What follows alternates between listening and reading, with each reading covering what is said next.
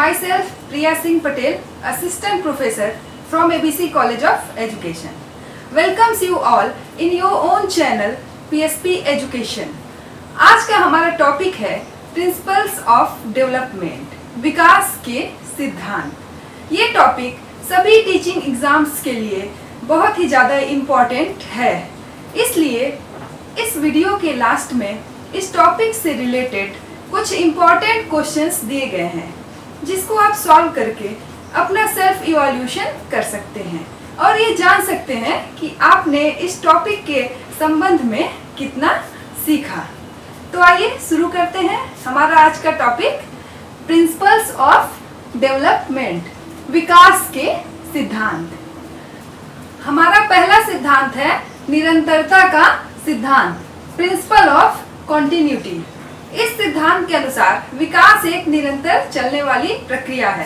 विकास जो होता है वह एक लाइफ लॉन्ग प्रोसेस होता है जो माँ के गर्भ से शुरू होकर के मृत्यु तक चलता रहता है। विकास की जो गति होती है, स्पीड होता है, वह अलग अलग आयु में, अलग अलग उम्र में अलग अलग होता है। एक जैसा विकास मनुष्य के जीवन में कभी भी नहीं होता है। हमारा अगला सिद्धांत है व्यक्तिगतता का सिद्धांत, प्रिंसिपल ऑफ इंडिविजुअलिटी। इस सिद्धांत के अनुसार प्रत्येक व्यक्ति एक दूसरे से अलग होते हैं। उनके विकास की गति में, उसकी दिशा में विभिन्नता पाई जाती है। वो अलग अलग तरह से उनका विकास होता है। वह चाहे शारीरिक विकास हो, मानसिक हो, सामाजिक इत्यादि सभी प्रकार के विकास में व्यक्तिगत विभिन्नता पाई जाती है। जरूरी नहीं है कि एक बालक अगर किसी क्षेत्र में अच्छा करता है तो दूसरा बालक भी उस क्षेत्र में अच्छा करे। इस तरह यह कह सकते हैं कि प्रत्येक बालकों में विभिन्नता पाई जाती है। हमारा अगला सिद्धांत है परिमार्जिता का सिद्धांत, प्रिंसिपल ऑफ मॉडिफाइबिलिटी। इस सिद्धांत के अनुसार विकास की जो गति और दिशा होती है उसमें परिवर्तन करना, सुधार करना संभव होता है, उसमें परिमार्जन किया जा सकता है। यह जो सिद्धांत है वह शैक्षिक दृष्टिकोण से बहुत ही ज्यादा महत्वपूर्ण है। कहा जाता है कि एक शिक्षक जो होता है वह अपने अनुसार किसी भी बालक के विकास को तीव्र गति से आगे बढ़ा सकता है, इसलिए यह सिद्धांत बहुत ही ज्यादा महत्वपूर्ण है।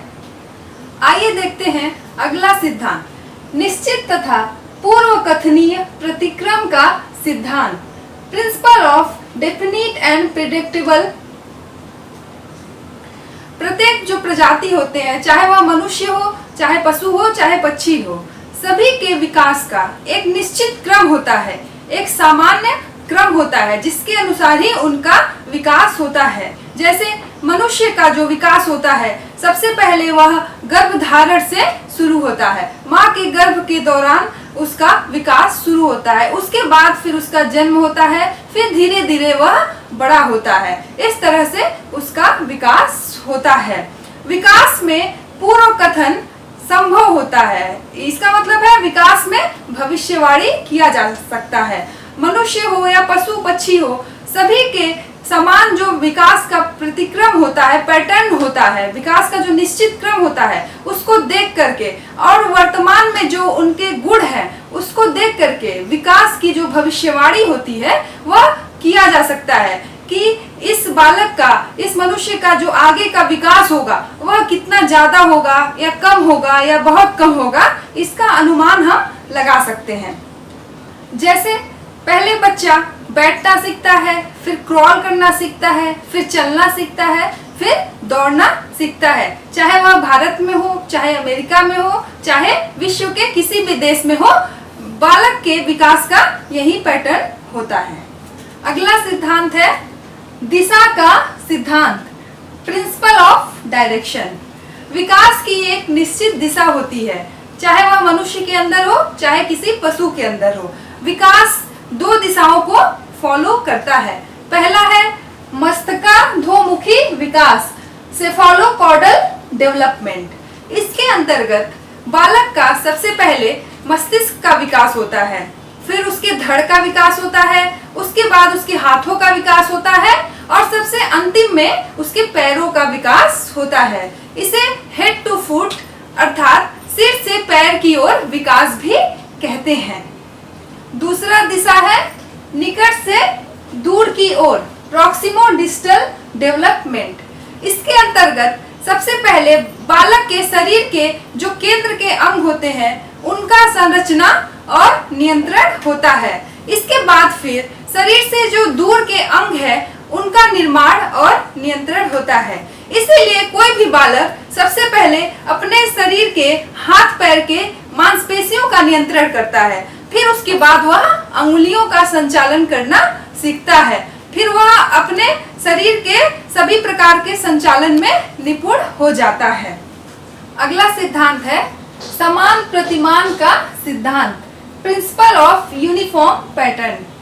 इस सिद्धांत के अंतर्गत संसार में समान प्रजाति के विकास का सेम पैटर्न होता है। वे सभी अपनी अपनी प्रजाति के अनुसार विकास के पैटर्न को फॉलो करते हैं। इसको इस तरह से समझा जा सकता है जैसे जो जैसा है वैसे को ही जन्म देता है। संसार में सभी शिशुओं के विकास का जो प्रतिमान होता है वह समान होता है, चाहे वह भारत में शिशु पैदा हुआ हो चाहे अमेरिका में पैदा हुआ है। वह माँ के गर्भ में 9 महीने तक रहता है, उसके बाद ही उसका जन्म होता है। इसी तरह पशुओं में कुत्ते का बच्चा कुत्ते जैसा ही दिखता है और बिल्ली का बच्चा भी बिल्ली जैसा ही दिखता है। अगला सिद्धांत है समन्वय का सिद्धांत, प्रिंसिपल ऑफ इंटीग्रेशन। इस सिद्धांत के अनुसार मनुष्य के सभी शरीर के अंगों में संबंध तथा समन्वय पाया जाता है। जैसे कि जब एक बालक छोटा होता है तो वह अपने शरीर के सभी अंगों से कार्य करता है, अर्थात सभी अंगों को हिलाता डुलाता है, ऐसे ही इधर उधर हवा में हाथ पैर अपना चलाता रहता है। फिर जैसे जैसे वह बड़ा होता है वह शरीर के विभिन्न भागों से जैसे उंगलियों से, हाथ से, पैर से अलग अलग कार्य करने लगता है। इस चीज को एक और उदाहरण से समझ सकते हैं। जब एक बालक खेल के मैदान में होता है तब वह अपने शरीर के सभी अंगों का उपयोग करता है खेलने के दौरान। इस तरह विकास के लिए सबसे ज्यादा जरूरी है कि शरीर के सभी अंगों का एक दूसरे से समन्वय हो, तभी मनुष्य का सही दिशा में विकास संभव हो सकता है। आइए आगे देखते हैं वंशानुक्रम तथा वातावरण की अंतःक्रिया का सिद्धांत, principle of interaction between heredity and environment. बालक का विकास वंशानुक्रम तथा वातावरण की अंतःक्रिया का परिणाम होता है।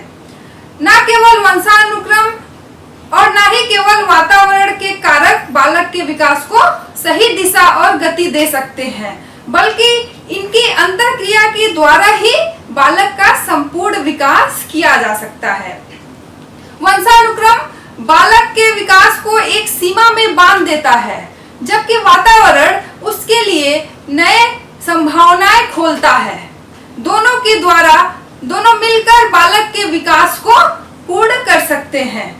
किसी बालक का अच्छा वंशानुक्रम अच्छे वातावरण के अभाव में प्रभावित नहीं हो सकता है, और उसी तरह अच्छा वातावरण मिलने के बावजूद अगर किसी बालक का वंशानुक्रम अच्छा नहीं है तब भी उसका विकास पूरी तरह से नहीं हो सकता है। इसको एक उदाहरण के द्वारा इस तरह से समझ सकते हैं, यदि किसी माता पिता का शारीरिक विकास भली भांति नहीं हुआ है, अच्छी तरह से नहीं हुआ है, उसको किसी भी प्रकार की शारीरिक समस्या है, तो फिर उसके बच्चे का भी शारीरिक विकास अच्छी ढंग से नहीं हो सकता है। वातावरण के सहयोग के बावजूद भी उसका शारीरिक विकास पूरी तरह संभव नहीं हो सकता है। इसलिए कहा जाता है कि विकास वंशानुक्रम तथा वातावरण का मिला जुला रूप होता है। एक दूसरे के बिना बालक का विकास सही ढंग से सही दिशा में नहीं हो सकता है। अगला सिद्धांत है सामान्य से विशिष्ट की ओर, principle of general to specific.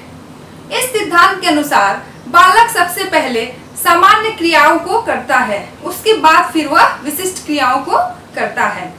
इसमें बालक जब छोटा होता है तो वह अपने पूरे शरीर को चलाता है, हिलाता डुलाता है। उसके बाद जैसे जैसे वह बड़ा होता है वह अपने शरीर के भागों को अलग अलग चलाता फिराता है या फिर उससे कार्य करता है।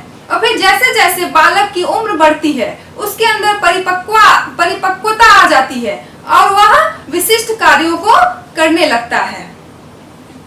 हमारा अगला सिद्धांत है चक्राकार प्रगति का सिद्धांत, प्रिंसिपल ऑफ स्पाइरल एडवांसमेंट। इस सिद्धांत के अनुसार विकास की जो प्रक्रिया होती है वह रेखीय और स्थिर नहीं होती है, अर्थात वह सीधी लाइन में नहीं चलती है, जबकि वह घुमावदार होती है। मतलब कहीं पर विकास की प्रक्रिया रुक जाती है, कहीं पर कम होती है, कहीं पर ज्यादा होती है। इसलिए कहा जाता है कि विकास की जो प्रक्रिया होती है वह रेखीय अर्थात सीधी नहीं होती है। कहीं पर बालक का विकास कम होता है और किसी उम्र में बालक का विकास ज्यादा होता है। इस तरह यह सीक्वेंस चलता रहता है। तो इसलिए कहा जाता है विकास की प्रक्रिया चक्राकार होती है, ना कि रेखीय। अगर आपको मेरा वीडियो पसंद आया हो तो इसे लाइक, सब्सक्राइब और शेयर करना ना भूलें। धन्यवाद।